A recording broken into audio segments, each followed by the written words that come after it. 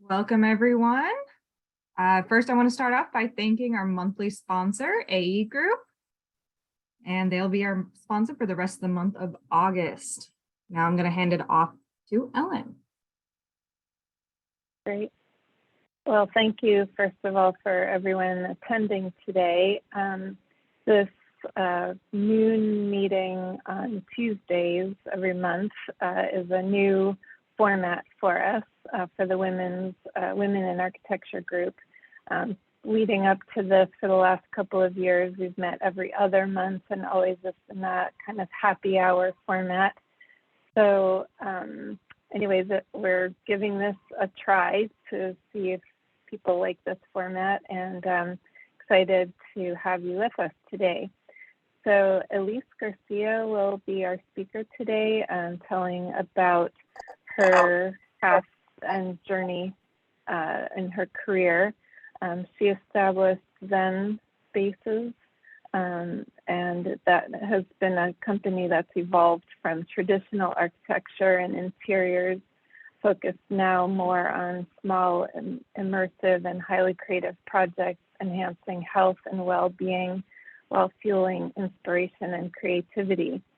Elise is an AIA licensed architect, interior designer, artist, and construction manager with over 30 years of experience, referring to herself as an architect, love that, equal parts architect and artist.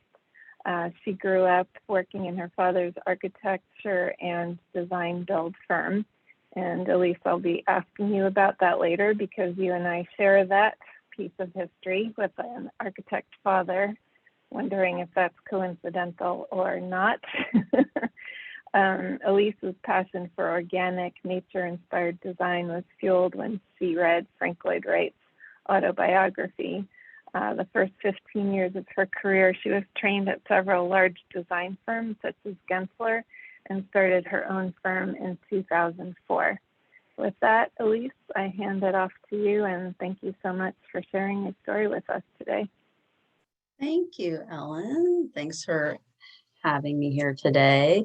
I wanted to start off by asking for a show of hands, or if people who don't have video on can speak up.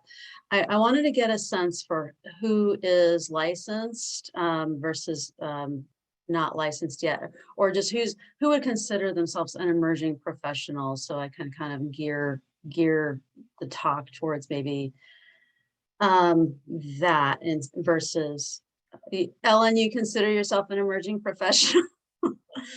No, I emerged a while back, but you started by asking about licensed people, so anyway, okay, be responsive to your question. Sorry, I misunderstood.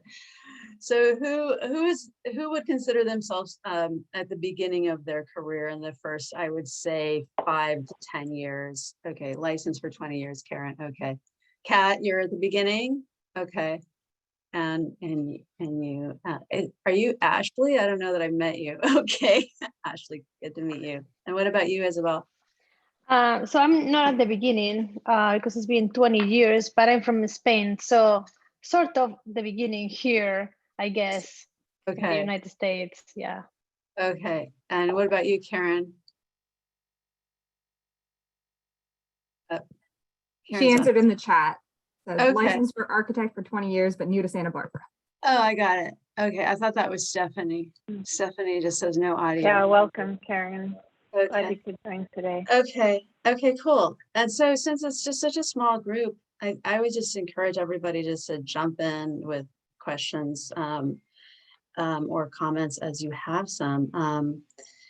I did grow up with an architect father. So I because I worshiped my dad, I wanted to be an architect from the time I can remember. And my older brother, who's 11 years older than me, was also an architect, or became an architect. So we grew up working in our father's architectural firm here in Santa Barbara. And at the time, he had the biggest architectural firm in town. So it was a 30-person firm. So I, just did like odd jobs from the time I was probably 7 years old until I graduated high school in his firm. And so I really never questioned being an architect. And strangely enough, my dad never encouraged me to be an architect. If anything, he discouraged me. But just because I wanted to be like him, I decided to be an architect. And then I read Frank Lloyd Wright's autobiography when I was 15, and then I really wanted to be an architect, and I thought I was going to change the world. And so the day after I graduated from Santa Barbara High, I left on a Greyhound bus to San Francisco, the big city, and I pounded the pavement with my resume and went to every architectural firm and gave them my resume. And I got 2 job offers, and this is when I was 18. One was for this really small firm, this high-end residential firm, and they offered me $4.50 an hour.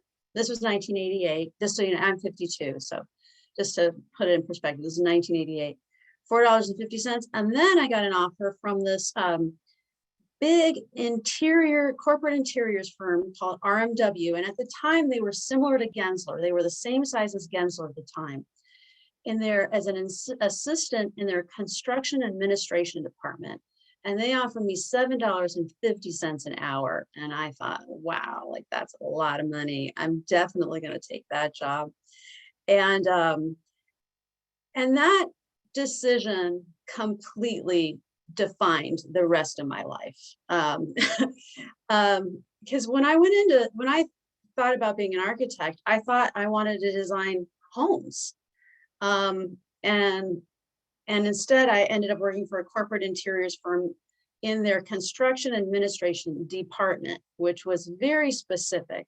So kind of like Gensler, they were very regimented in their kind of the hats that you wear there. You only do one thing at a firm like that. And so I learned all about what happens during construction, and all we did was everything that happened during construction. So we did the submittals. I reviewed submittals. I reviewed RFIs. I had to log everything. Every now and then we do a detail, but just to revise a detail. We wouldn't actually create details. So we weren't creating drawings. We were just doing the CA basically. And it was specifically corporate interior. So it was mostly high rises, doing where we, would not so much remodels, but these were major projects where we would blow out the entire floor of the high rise and start from scratch typically.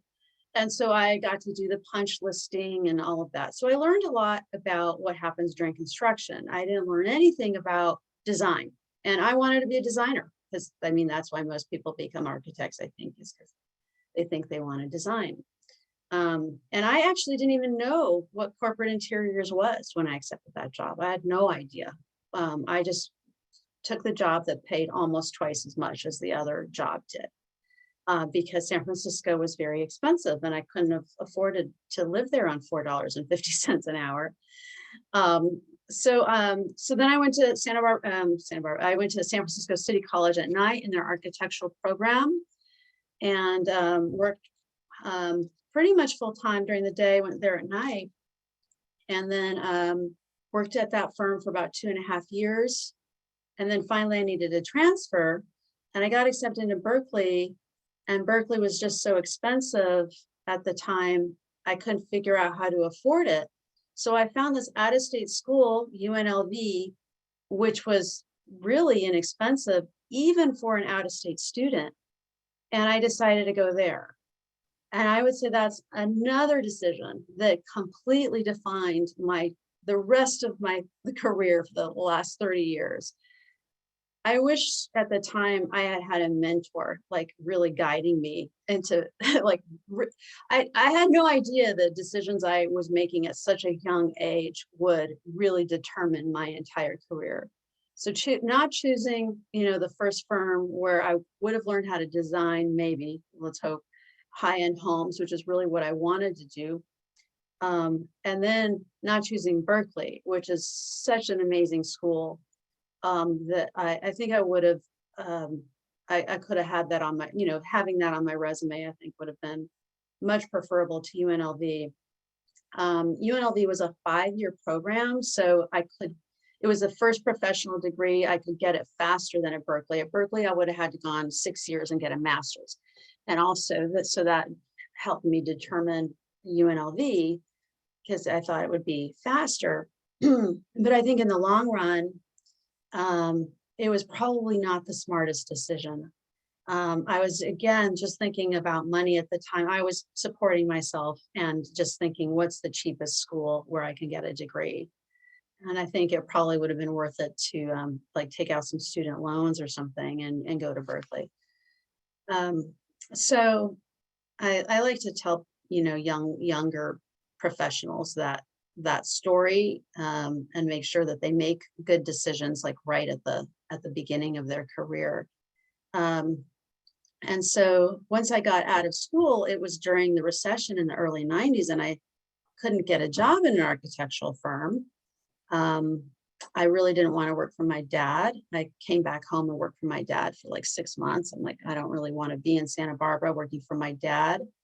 I want to make it on my own. So I went back to San Francisco and I got a job as a construction manager managing cell site projects. Well, first I got a job as a construction management assistant, but then I quickly got promoted to construction manager. So I did that job for a couple of years and I learned how to manage a ton of projects, very high level. I probably managed 50 projects at a time. Basically, I hired the architects, I hired the contractors, I hired the land surveyors. And basically it was just like, here's a checklist of things that has to happen for every one of these cell sites. I got to climb up on roofs and I felt, really cool doing that. That was fun in San Francisco. And I started making some really good money for my age in the wireless industry. And so that made me happy, certainly more than I would have made in architecture. And then I didn't want to do that anymore. So then I got a job as a construction manager for Bank of America. I did just something very similar, really high level project management, where I was managing 50 projects at a time, hiring the architects, hiring the contractors, doing the contractors, just budget and schedule all day long. And it was very stressful. I worked all-nighters often, but made, for my age in my 20s, was making good money. But then I started yearning to be an architect. So in my late 20s, I decided to take a job at Gensler down in Orange County and be closer to my family here in Santa Barbara. And that was a tough decision because I had to take a huge pay cut, 50% pay cut, basically, to go back into architecture, even though, I was like considered I was called a senior project manager at that time, and Gensler hired me as a senior project manager. Architecture just at that time didn't pay as much as construction management or project management, or what's otherwise called as like an owner's rep. Basically, that's what I was, an owner's rep for Bank of America. So then Gensler hired me on the Bank of America account, and they hired me as a project manager. They didn't want me to do anything but project management. So at Gensler, I think HOK and some of the other large firms are like this. You basically have to pick one discipline, project management, design, or technical. Those are the three disciplines. You're not allowed to do anything outside of your discipline. They absolutely want you to become an expert. You get training, you go to lunch and learns specific to that. They want you to be the best project manager or the best designer or the best technical person.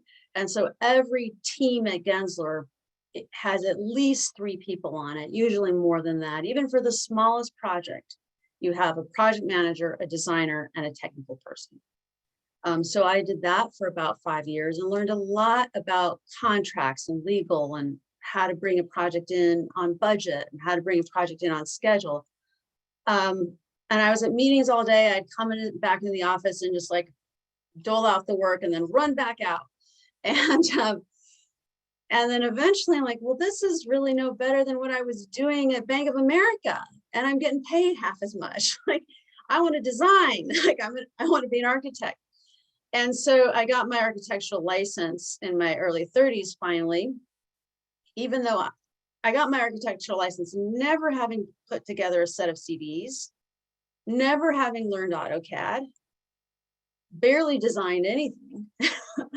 I mean, so here, all of a sudden I'm a licensed architect, but like, so I have very little experience as an architect. At Gensler, I did manage some ground up buildings. At least I got some experience with ground ups first, but I did mostly corporate interiors, but probably maybe 20 ground up buildings while I was at Gensler. But again, I was relying on the other team members to do the actual work.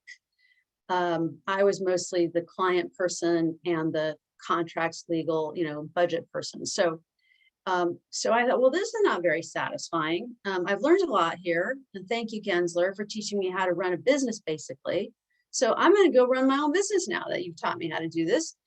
So like the minute I got licensed, I started my own firm in 2004 when I was 34 years old. And then I just did all sorts of projects. And basically my motto was, do all the things that no one else wants to do. And so I did like all the like little move a wall projects and this straight permitting projects. And but I actually got to design finally. I've designed a lot of banks here in town. American Riviera Bank I designed what was Business First Bank at the corner of Figueroa and State, which is now I think Pacific Premier Bank. So I did all the Santa Barbara Bank and Trust. And so, we were kind of somewhat struggling along. I had up to 10 employees, and we were doing work for a lot of other architectural firms. We were doing the CDs for them. And that was a way I kept my staff busy. Like it was a really busy time before the recession hit.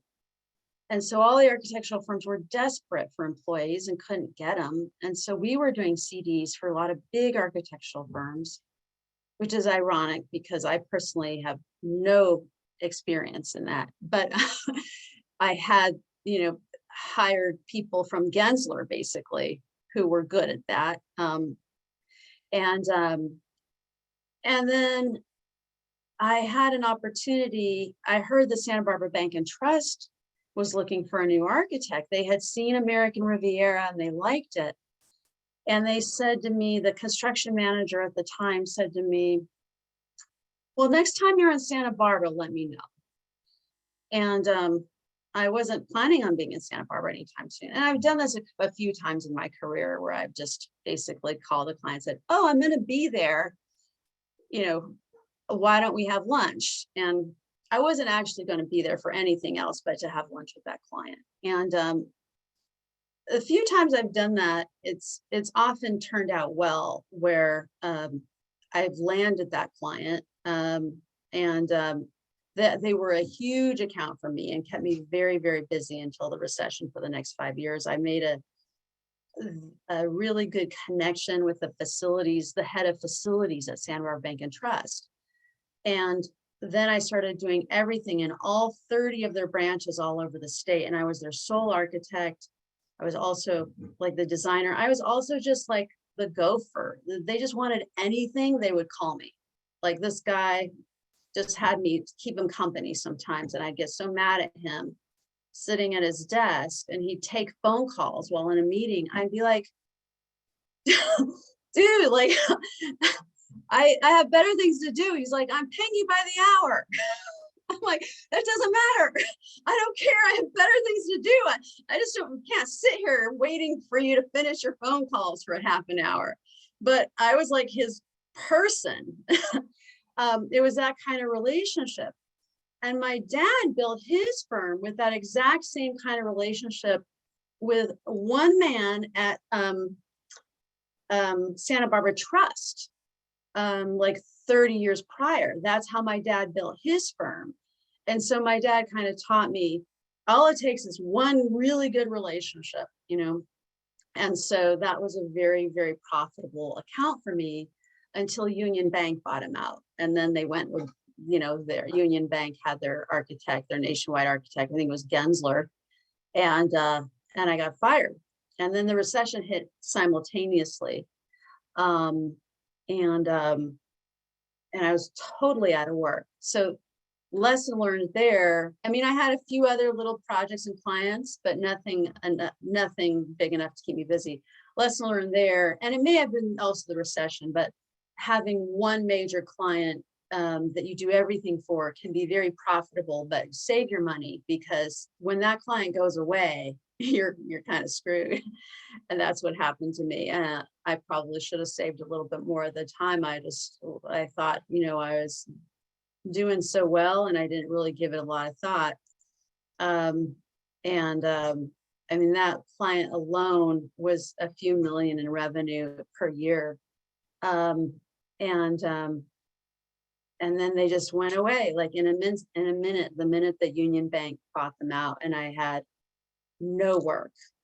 And then it was a recession and no one was hiring. So I went and got a job back in San Francisco as a construction manager again for 2.5 years with a big real estate company, and I just went back to managing the architects and contractors doing corporate interior work. The minute the recession ended, I quit and started my own company back in Santa Barbara. I had always been interested in wellness, health and wellness, because I had some health issues in my mid-30s. So I got really into wellness. And so I really started focusing my firm, my projects towards wellness about 5 years ago. Taking everything I had learned from my readings and research in health and wellness, and applying it to architecture. A lot of people have chemical sensitivities, especially women. So just started focusing on that. And that's mostly what I've been doing for the last 5 years. I also started a non-toxic RV company where I have a kind of a side company where I custom designed camper vans, basically, that are all non-toxic for people who do have chemical sensitivities. And most of that, so most of my work is not in Santa Barbara. I have very little work in Santa Barbara because of that. I have such a niche now in wellness and, non-toxic, mostly interiors, as well as the camper vans. But I mean, I would say 80% of my work is interior design. But because it's such a niche and so few people do that, I travel a lot because people just find me on the web and all over the country. So I travel to them, or I do a lot of stuff remotely. Santa Barbara is just a small town for that sort of a niche. It's really, I think, probably too small of a town for my niche. So I don't end up doing a lot in Santa Barbara. And I also honestly was very frustrated with working with the building departments, not only here, but anywhere, mostly California. So that's why I also shifted my practice to interiors, because just getting through the permit process was so incredibly frustrating for me. I just didn't want to do it anymore. And I still do it here and there. I have a project in the city right now that I'm doing, but I try and just maybe limit it to like one project at a time that I have to permit. It's just not my, that's not my strength. The tediousness of that process is not my strength. So I do try and limit that and focus mostly on non-toxic interiors for meditation retreats, for anything wellness related, or even for just people who have homes that are into that sort of thing. So, yeah, I think that's about it in a nutshell. That's where I am now. So I'd love to hear questions or comments. Yeah, thank you so much, Elise. It's quite a journey you've been on. And just, yeah, it's amazing, kind of all the different roles you've played and different things you've learned along the way, and how different opportunities shaped your path. Maybe not as much about you planning it out, but Right. Circumstances, Yeah. calling for your skills and things along the way. I'll start with a question, and I do invite everyone to please chime in and turn this kind of into a real discussion among all of us here. So I'm, as I mentioned earlier, my dad is an architect as well. And so what role do you see him having played, other than maybe in your formative years later on, as you were maybe making those different decisions? And did he weigh in with thoughts or directions or advice on one thing versus another, or how did that take shape for you? Well, he had a very busy career when I was growing up. And then he got into city council, and then he was even busier. So he wasn't that involved in giving me a ton of advice, like once I left Santa Barbara. And I was pretty also independent and wanting to do things on my own. But he was also always helpful if I asked for help. So that construction management job, that very first one I got when I got out of college in San Francisco, that was through a connection of my dad's. When I first left Gensler and I started my own firm, and the first project I did in my own, it was Business First Bank at the time. My stepmom was on the board of Business First Bank. So that was a connection of my dad's. So a lot of people have said it's so hard to, get your foot in the door. I know an architect from Orange County who's trying to get his foot in the door here. Well, I really lucked out, and I didn't really realize at the time how lucky I was. My dad knew everybody in this town. And it did help me a lot, even though I considered myself really independent and wanting to do things on my own. That connection was huge. And that, I think, is part of living in a small town. But he didn't ever give me advice. He didn't encourage me to even go to college, because he didn't go to college. But when I asked for help, he was always there, and he still is to this day. Very, very helpful. And he's been the same with my brother, who's also an architect and has his own architectural firm. So I have always wondered why people think Santa Barbara is such a tough place. And the feedback I've gotten is, well, you really haven't experienced that because you're a local, and you've had help when you've asked for it. And so I have to credit my dad with always being there when I needed that help. Even though I didn't really want to admit it at the time, I thought I wanted to do it on my own. But no, I mean, their connections, they do, they're involved in every nonprofit. My dad, if he did give me any advice, it was be involved in nonprofits, the Rotary or the, they're really, really involved in sister cities and that sort of thing. And I'm kind of an introvert, and I'm shy. And so that's hard for me. But I have very much benefited from them doing that. And so I'm really lucky in that way. Even though now my projects are not really Santa Barbara related at all.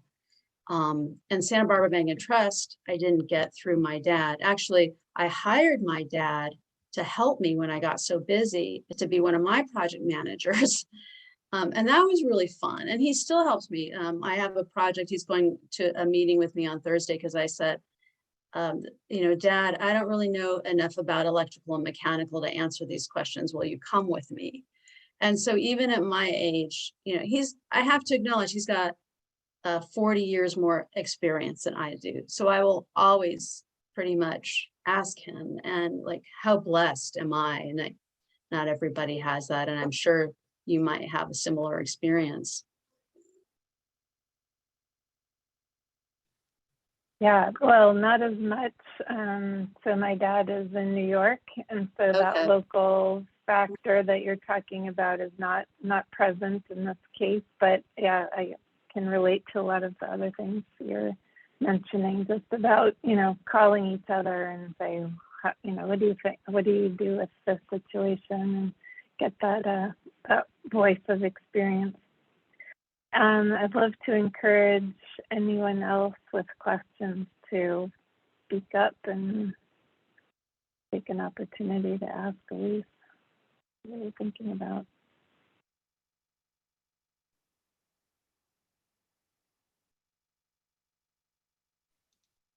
Hi, Elise. I have a question for you. Sure. I am an interior architect in Spain, but I moved here 14 years ago and I couldn't find, during the recession as well, so I couldn't find a job as a designer and I did multiple different jobs. So my question to you is how hard it was for you on your 30s to push forward to get licensed as an architect, and if you were working while you're pushing forward to get that license? I was working full time. I was very busy, but I think the exams were a little bit different then. So when I got licensed, the IDP program didn't exist yet. So I don't know, you know, it would have been probably tough for me to get experience in all those areas and get someone to sign off on that. And when I was licensed, I don't know if it's the same or not, but we had like 8 different computer exams and then one kind of final oral exam in a hotel room with 3 architects in front of a table at the very end. Is that still how it is? I don't know. What year was that, Elise? When I you got had that licensed in experience? 93, so that was about 20 years ago. Okay. So I lived in the Bay Area at that time. I got licensed in 95, and it was a hotel just north of SFO in Burlingame. Every time I drive by there now, I still have a bit of PTSD. No, it's probably the scariest thing I've ever done, actually, is go into a hotel room with 3 architects. Totally agreed. It was awful. It was horrible. I was like, well, if they don't want women getting licenses, this is a great setup. But so the 8 exams, the way I took them were relatively easy. The way it was at the time was there were 8 different exams, and they were all, you just go to a computer center, and if you failed one, you had 6 months to retake it. And so I worked full time, so I basically just went to these seminars in Orange County and bought these books.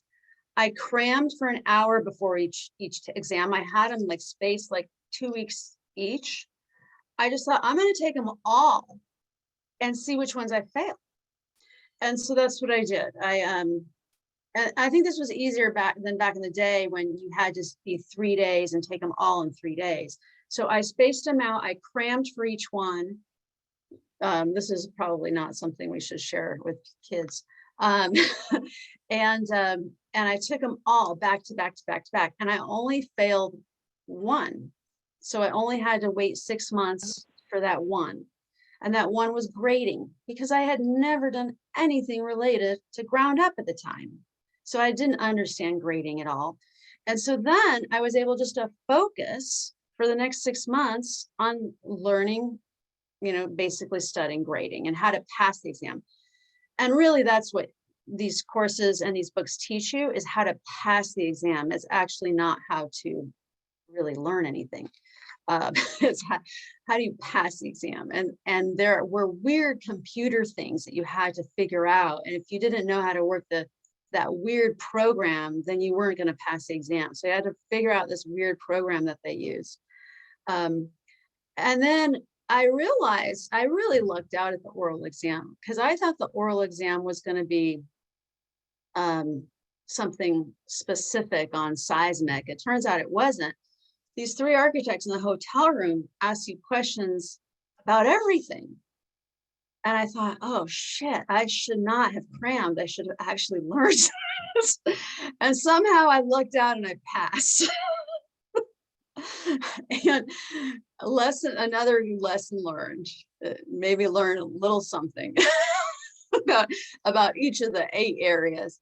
They asked a lot about sustainable architecture. At the time, I hadn't read a single thing about sustainable architecture. It was a new up and coming field. None of the exams were about sustainable architecture, none of them. That we were never told to study anything about that, and yet they asked a ton about that. I think because I had worked for years and years and years in the industry, I luckily had the knowledge. It was somewhere in the back of my mind. And I think if you've worked for 20 years, even in another country, you're going to be able to pass the exam. No, the comprehensive exam. I think that's the key to the comprehensive exam, probably, is just the experience, where the other exams leading up to that is learning how to pass the exams versus the knowledge behind them. Does that answer your question? Yes, it's kind of like hard for me to, I'm trying to find out what is the place that I should land for a future, right? Because I work in a studio of architecture here in town. I work for Harrison Design for over 4 years, but I'm not a full architect in California, and I'm an interior architect, but not here. And so somebody else is in the team as an interior designer, as a principal. So there is no room for me to grow.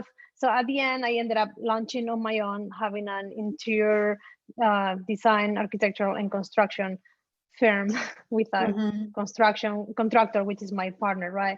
So I'm just trying to find from women, amazing professionals like you guys are, to guide me or try to find some sort of mentorship that helps me to define myself here and the way that I want to grow and grow my company. Because I have a tough, it's a tough one for me. How do I define myself here? Because I'm 41 years old, so I'm super busy and I'm on the field. I'm doing set of drawings at the office. I manage a team of 4 people and 1 person on the field, and I'm developing the company and doing numbers and project management, and you figure it out. And then what do? Do I want to be back an interior architect? Is it a niche in Santa Barbara for that? Should I stop myself and for a second and go back to school and get be sure if I can get a licensed architecture? I just trying to figure out. I don't think you need schooling in California to be licensed as an architect. It's one of the few states where you don't need to go back to school. I believe that's still the case. But when I first started my own firm, I had a lot of the same questions. So I was on the board of the AIA at the time. And actually, I didn't even need to be on the board to do this. Just as a member, I said to my local chapter, I just started a new company. Can I start a group of other small companies? And they supported me and said, yes, we're going to start what we called it a small firm roundtable. And once a month we met. It was so helpful. There were probably like 10 of us in that group and whenever we had a question, we'd ask each other. I'm sure this chapter would support you in doing whatever you wanted, starting something like that as well. I mean, that's the great thing about the AIA is like basically the local chapters will do almost anything each of us wants to do. So that was super helpful. In Santa Barbara, I have found the interior architecture, because that's more my niche too, it's very tough to do here. It's really an expertise. And there's just not enough work. It's just too small of a town to really do a ton of like corporate interiors here. So that was my experience, unless you landed a big account like I did, Santa Barbara Bank and Trust, but I don't even know of another big company like that that exists now. Yeah, in Europe, when I work in Europe, my job, I work in a studio of architecture for Inditex, which is, Zara, the company for clothing. So we did stores worldwide, but it's just we have a real estate company that they go shopping for new locations, and they send out the studio, and then we design and see which design is more profitable, and then they go for it. But it's like more corporate, and it's just a big it's a different type of business, right? So I did like residential as well, but Santa Barbara is a really specific and different community. Even though I'm from the place that I'm from, Spain, is Galicia, and a little city next to Portugal. And the community is really similar to here, but obviously it's in Spanish, right? So it's a different culture, a different game. But what you are saying is like super helpful. And I just realized that the AIA pushes for young professionals, and especially beyond excited about these women groups. And I'm so honored to be part of it. I was kind of like hesitant a long time ago, and not embarrassed, but kind of thinking, how am I going to belong to the AIA when I'm not an architect? And thankfully, working at Harrison Design, I work as a junior architect, so that they push for us to be, right, everybody a member of the AIA. But yeah, I'm just thrilled to belong to this and be able to listen to your story, to stories like yours, right, that motivates and give us the push to keep going and then see that things can happen. So thank you for your words. Yeah, and anytime, and I have a feeling that pretty much any veteran architect would do this in this town. If you, and I did this, actually, I forgot to mention this. When I started my firm, I reached out to a few architects who had big firms in Orange County and said, will you be my mentor? And they all met with me for lunch. One of them met with me once a month for 2 years, and all he asked was to pay it forward. And so, and he taught me a lot about accounting, which I had no interest in learning in, but he forced me to, and legal stuff and contracts, and basically how he grew his firm. He had an over 100% person firm. And he'd go out to lunch with me. So I think any of us would do that for you, and because people probably, I know people did it for me. And so don't hesitate to ask.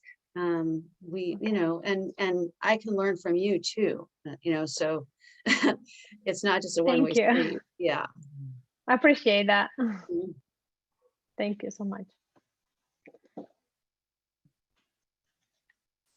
Yeah, what you're asking about, Isabel, makes me think about something that I know Elena and I had talked about when she became president this year, just the idea of a small firms group, where we can support one another in our learning in terms of like how to run our businesses and share knowledge and experience with one another. So anyway, we're always looking for people who are interested in heading stuff like that up. And I know I've been shying away from it, but if that's an area of interest, I think that's something that a lot of people would find a lot of benefit from across the organization. Great. Other questions for Elise?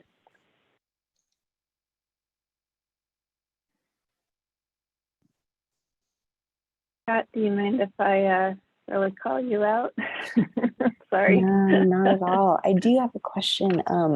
I was wondering if you could speak a little bit more to just telling us about non-toxic design and, your interest in that and kind of where that came from. And then I'm curious a little bit what your hope is for your practice moving forward and for non-toxic design in architecture in general. It's kind of a big question, but yeah. So I had some major surgeries in my mid-30s, which created some autoimmune problems for me and some health issues. So I got very into health, and then started learning that a lot of the materials we use off gas and create like fatigue, headache, like just the minor stuff, not alone. So they also create some bigger problems, but fatigue, headaches are probably the two most common things that most people experience, and they don't realize often that it's because of what's around them. And so I started reading a lot of books on that, and becoming more and more of a believer in that, and just from my own experience, realizing that this is a real problem. So it's tough when people are they hire me as an interior designer to, let's say, do something in their house, which their house is toxic. I mean, most homes are, honestly. It just depends on how sensitive you are, though. But in the rooms where people spend most time, like the bedroom or their office, that's really where I've tried to focus. Changing the finishes in that room, having a good air filtration system, having all the furniture be VOC free. There's probably about 25 different furniture manufacturers which create VOC free furniture. Painting the walls with a primer and paint that will seal in like all the toxins. You could do that with cabinets too. You could paint them like with Safe Coat, or it's called, basically Safe Coat is a brand of the paint. You can use their primer and paint. And cabinets and any wood that has formaldehyde is a big concern. They even have a wood sealer you can use. So any wood that might have formaldehyde in it, solid wood doesn't generally have formaldehyde in it, but like particle board or plywood has formaldehyde in it, or most cabinets do. So you can paint, or you can use their wood sealer. So I just try and, do the most that I can to help people, especially, mattresses. That's huge. I mean, you spend, hopefully 8 hours a day on your mattress. That's huge. That's huge. Your bedroom is important to get non-toxic. So it really depends on, I think a lot of people have sensitivities and don't know. They don't know why they're tired all the time, or they don't know why they don't feel well. And autoimmune problems are becoming more and more prevalent, mostly with women. A lot of my clients are women my own age. It seems to happen sometime in someone's 40s often, and then they really start getting serious about it in their 50s and 60s, because then they're just miserable and they have to do something. I'm about to deliver, not personally, but I'm about to complete this non-toxic van, this camper van for this woman. But this is the only way she's going to be able to go out in the world and visit people or travel. She can't go in a hotel room. She can't rent cars. So this is becoming a bigger and bigger problem. And so, it's just because of my own personal experience that I got into it. I would never have known if I had not personally experienced all these issues myself. So, and even getting male clients now who are starting to experience this, or they contact me on behalf of their wife who's really, really ill. So it's really becoming more prevalent. I don't know exactly why. I guess, I don't know, maybe there's just more toxins in the environment and the food we eat or something. But so anyway, so that's why I decided to really focus on that as a niche. And I've also found that it's just good to have a niche as an architect. It's really helpful in marketing when you have a niche, because it's easier to market when you can just market very specifically to one target client, or to go, network in certain organizations. And so that's what I chose as my niche, basically. And I like those clients. I used to do all banks, and they were and they paid well, but they were not friendly clients. They were so just putting on the pressure every day. Why isn't it done? Why isn't it done? Do you know how much money we're losing every day when we're not open?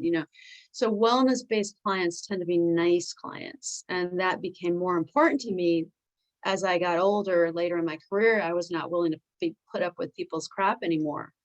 I'm like, it's not, life is too short as you get older. So you start thinking about, what kind of clients do I want?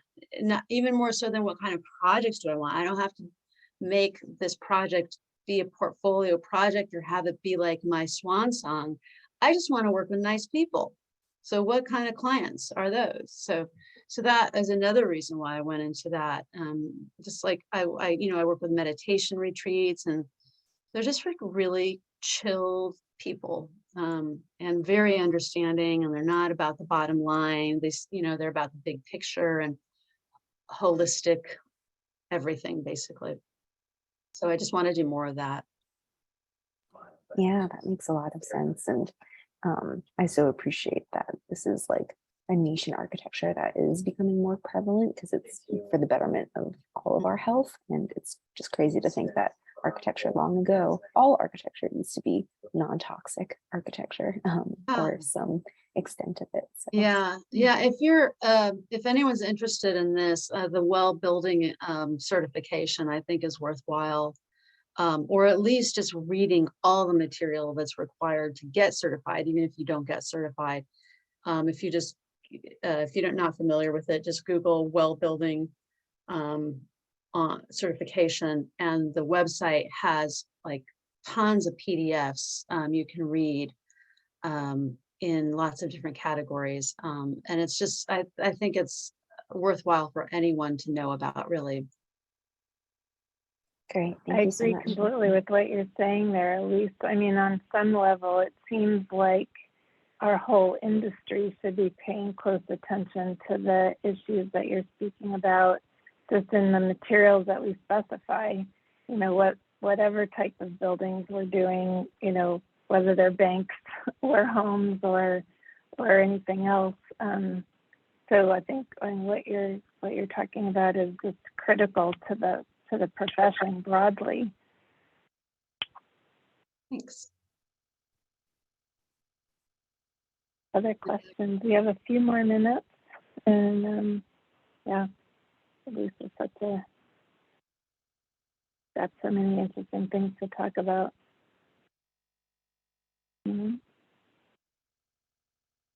If not, I have another question. So something you talked about before, Elise, about the frustrating permit process in the city of Santa Barbara, and how you've figured out a way to maybe skirt around that, or maybe you experienced different jurisdictions. And what's your take on like the top bad things that happen permit-wise in Santa Barbara that you find most frustrating?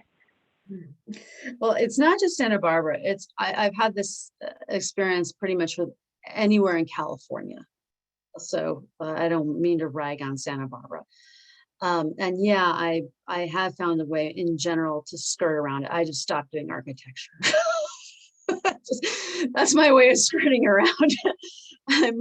I almost solely do interiors now, and refer whenever I get a project. I get asked to do ADUs every other day, and I refer them to architects. I don't want to do another permit project. I can't. It's just, I mean, just the time frame alone.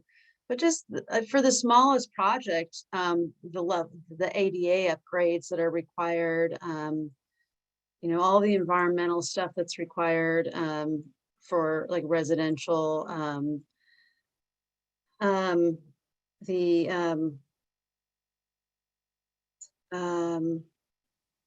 mean, mostly it's just the length of the process. I mean, I'm trying to get a demo permit right now. I've been trying to get a demo permit for an interiors fire restoration project for 2 months. It's been sitting in the city for 2 months, just demo for a fire restoration project. So I can't really think of very many good examples right now, Ellen. I'm sorry. I've blocked them out on purpose. I'll have to go under hypnosis to recollect them. We don't want to mess with your psyche at that level. It's not worth the trouble. So it wouldn't be worth it. When my secret weapon, well-being. My secret weapon is my dad, though. When I just get really frustrated, he's got like the patience. He'll go in there and he'll be like, "Oh, I'll just call so and so," and he calls and he reasons with them. Like that would never work for me because I'm just too impatient. I'm just like, like, how dare you? He's like, well, So he's got the people skills for it. And also I think probably the maybe some of the clout that I don't have. So if you ever get really frustrated, Ellen, just call my dad. He'll do it for you for free. Okay, I will. Totally for free. I wish there was an instance where I could recommend you calling my dad. I have a feeling that wouldn't be quite as relevant. Well, thank you, Elise. This has been really fun hearing your story, and thank you everyone who came today to participate. And as I mentioned at the beginning, this is a new format within the Women in Architecture group. We used to be every other month just during like happy hour after work time, and now we intersperse that. We continue doing that every other month, and now we're doing this Zoom format on the alternate months in between at noon. So anyway, thank you all for attending. This was our first, so Elise, thank you for kicking us off on this new adventure of how to meet with one another and share our experiences, and hopefully It was an you honor. all reach out. Yeah, I hope to meet everyone in Elise. person the next happy hour. Hopefully I can make it. Yeah, Ashley, you probably have this on your calendar better than I do.